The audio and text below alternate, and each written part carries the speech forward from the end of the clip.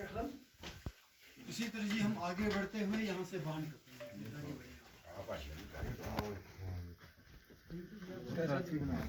अंदर अंधेरे में कुछ भी नजर नहीं आ रहा। फ्रेंड्स ये हम नेक्स्ट पार्ट जो फोर्ट उसमें एंटर हो रहे हैं। याद रखें कि जब भी आप प्लेस चेंज करते हैं और सेकंड एंट्रेंस पे आपको एक इंतहाई स्मॉल गेट से गुजरना पड़ता है जी। ये एक और पार्ट है, ये किचन एरिया आई थिंक। तो ये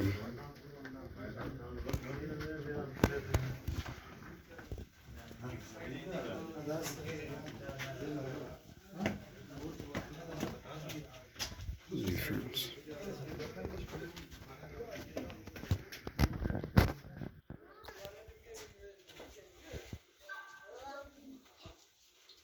एक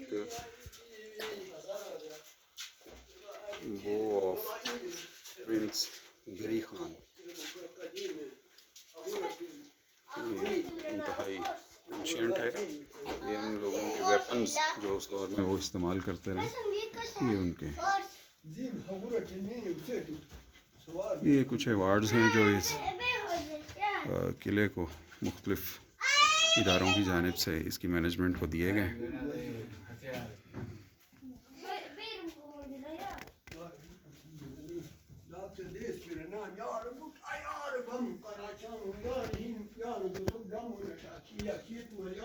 ये भी हम किचन एरिया जो है उसमें एंटर हो रहे हैं। डिज़ाइन की जो असल होता है वो रूस के इलाके हैं जॉर्जिया में, जहाँ पे 10-12 तहें तक ये रॉयल किचन। और मेरी जो समझ है हो सकता है आप देख रहे हैं इनके वहाँ से भी हिजरत करके जो बर्तन इस्तेमाल करते रहे हैं। ये यहाँ पे जी जो स्याही लगी है धुएं की स्याही है, आग नहीं लगी है इसको। और नीचे बर्तन हैं बहुत सारे, आप देखें पीतल और तांबे के बर्तन हैं, पत्थर की हांडियाँ हैं। आप भाई ने पूछा था बाहर पत्थर की हांडी थी। ये हावन दस्ते हैं, ये लस्सी की सामान है, वो पंखा है, और ये सूप के चमचे हैं लकड़ी के। उस जमाने में इस तरह से सूप नोश करते थे।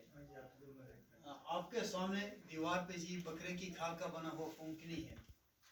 तो माज़ी में अर्तगुल से आग जलाते थे इस तरह पंप करके हवा को। वो आपके आगे ये दीवार के सामने संदूक है, उसमें आटा रखा जाता था, लकड़ी के बर्तनों में खाना खाया जाता था। और ये कांटा है जो हम जमींदार लोग भी इस्तेमाल करते हैं फसलों की सफाई के लिए। हमारे पीछे जी दीवार के अंदर एक छोटा सा स्टोर बना है। ये तकरीबन हर घर में हुआ करता था। पहले ज़माने में भेड़ बकरियों को हलाल करके गोश्त को नमक लगा के टांग देते थे, वो सर्दी में वो ख़राब नहीं होता था। ये इसका अगले 4-5 महीने तक सर्दियों में गोश्त का शोरबा बनाते थे। गर्मियों में सब्जियां लस्सी वगैरह इस्तेमाल की जाती है। आजकल लोग ध्यान नहीं देते हैं, गर्मियों में भी कढ़ाइयाँ बना के खा जाते हैं, तो उससे सेहत ख़राब होने का अंदेशा होता है। तो मोअज़्ज़िज़ हज़रात, इसके बाद हम शाही दरबार में लिए आपको चलते हैं। आप इस बाहर की तरफ तशरीफ़ ले जाएं और सीढ़ी की ऊपर तशरीफ़ ले चलें शाही दरबार। शुक्रिया जी। फ्रेंड्स अब हम शाही दरबार की तरफ जा रहे हैं।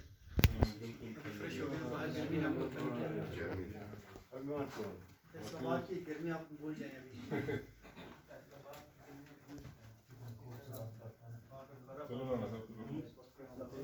आगे बढ़ेंगे।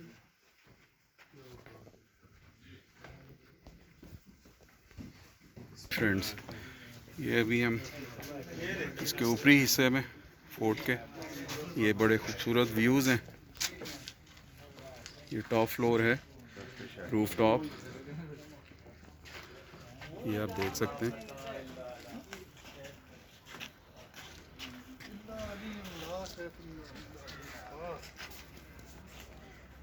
ये उनके तख्त शाही है, शाही तख्त पर। इधर हमें वो बैठने नहीं देते, कहते हैं हम कौन सा बादशाह हैं। और ये बादशाह के यार वीडियो तो बनवा ला फतह इला अल्लाह इला अली अल सैफ अल इला जुल्फ़िकार। मौसम की खराबी हो, मतलब गर्मी ज़्यादा हो, जिस तरह आज गर्मी है या बारिशें हों तो अंदर चले जाते हैं।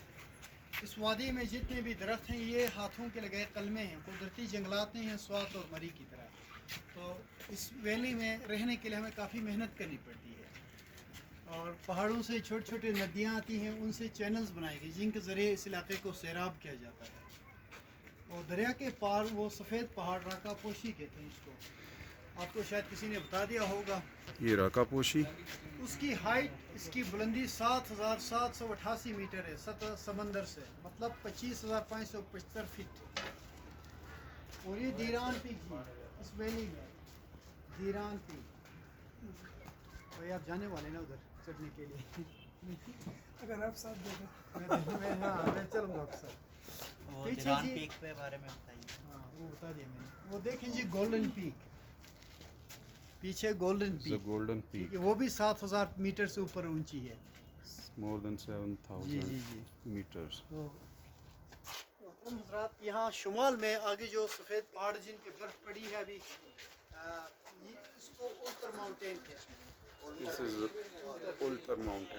ये भी 7,000 मीटर से ज़्यादा ऊंचा है। इट्स आल्सो और ये पहाड़ी More than बकरे हैं जिनको 7,000 मार्कोर meters और आइबेक्स height. कहते हैं। जी गिलगित बल्तिस्तान चित्राल में काफ़ी तादाद में पाई जाती हैं।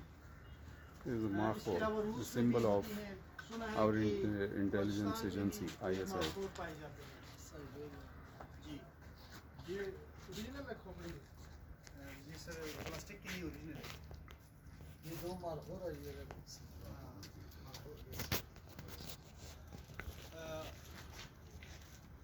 बाहर के मौसम में मई जून में शुरू में जब लोग गाड़ी पे सफ़र करके खुंजरात चले जाते हैं तो अमूमन नज़र भी आती हैं, क्योंकि वो नीचे नदी के किनारे आती हैं, उस वक्त सब्ज़ा होता है ना अभी।